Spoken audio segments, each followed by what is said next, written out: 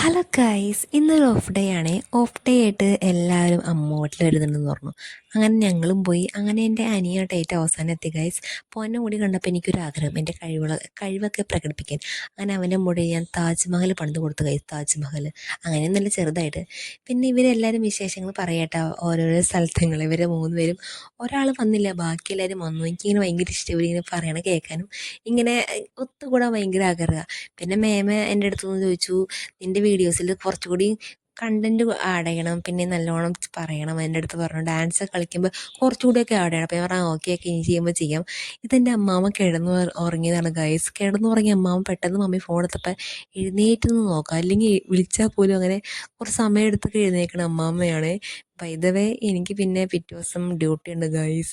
ഭയങ്കര മടിയാണ്, കാരണം ഇവരൊക്കെ ഉള്ളത് കൊണ്ട് രാവിലെ പോകണമെന്ന് ഓർത്ത് സങ്കടം. പിന്നെ ഇത് എൻ്റെ ജാക്കറ്റ് അല്ല കേട്ടോ, എൻ്റെ ചേട്ടൻ്റെ ആട്ടോ.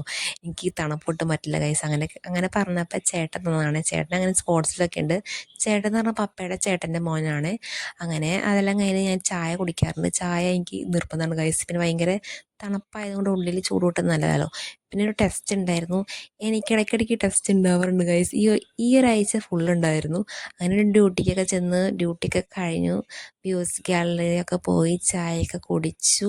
അങ്ങനെ പോകാറായപ്പോൾ എൻ്റെ ഫ്രണ്ടിനെയും കൂടി എനിക്ക് ഡ്രോപ്പ് ചെയ്യാനുണ്ടായിരുന്നു. അവനും ഡ്രോപ്പ് ചെയ്ത് കഴിഞ്ഞപ്പോൾ അവനെന്തോ വാങ്ങാനുണ്ടായിരുന്നു. അപ്പം ഞാൻ അവിടെ ജസ്റ്റ് എൻ്റെ വീഡിയോസൊക്കെ എടുത്തു. പിന്നെ എനിക്കൊരു ടെസ്റ്റൊക്കെ ഉണ്ടായിരുന്നു ഗൈസ്, ഹോസ്പിറ്റലിൽ കൊടുത്തതാണേ. അപ്പം അതും വാങ്ങി ഡോക്ടറിനെയും കണ്ട് എല്ലാം കഴിഞ്ഞ് പോയപ്പോൾ ഗൈസ് കാലടി നല്ല ബ്ലോക്ക്.